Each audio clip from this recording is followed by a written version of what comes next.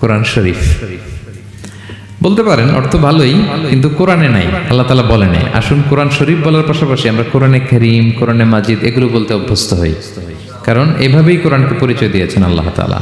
পারা যাবে তো ইনশাআল্লাহ? শুধু কোরআনই কোরআনের নাম নয়, এছাড়াও কোরআনের আরো অনেক নাম কোরআনে খুঁজে পাওয়া যায়। যেমন কোরআনের একটা নাম হচ্ছে আল কিতাব। কোরআনের একটা নাম কি? আল্লাহ তাআলা বলছেন মা ফাররাতনা ফিল কিতাবি মিন শাই, এই কিতাব, এই কোরআনে আমি কোনো কিছু বাকি রাখি নাই, সব বলে দিয়েছি।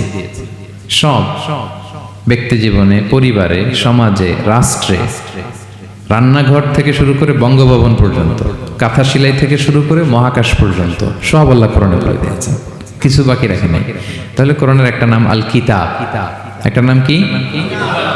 কোরআনের আরেকটা নাম আল ফুরকান, সত্য মিথ্যার পার্থক্যকারী, the criterion between right and wrong. Quran পড়লে বোঝা যায় কোনটা সত্য কোনটা মিথ্যা। আল্লাহ তাআলা বলেন তাবারাকাল্লাযী নাযালাল ফুরকানা আলা আবদিহি লিয়াকুনা লিল আলামিনা নাযীরা, আমি কোরআনকে ফুরকান বানিয়ে পাঠিয়েছি যাতে করে বিশ্বনবী মানুষকে সতর্ক করতে পারেন। তাহলে একটা পেলাম কোরআনের নাম আল কিতাব, এরপরে দ্বিতীয়টা পেলাম আল ফুরকান। কোরআনের একটা নাম হচ্ছে আয-যিকির। আমরা অনেকে মনে করি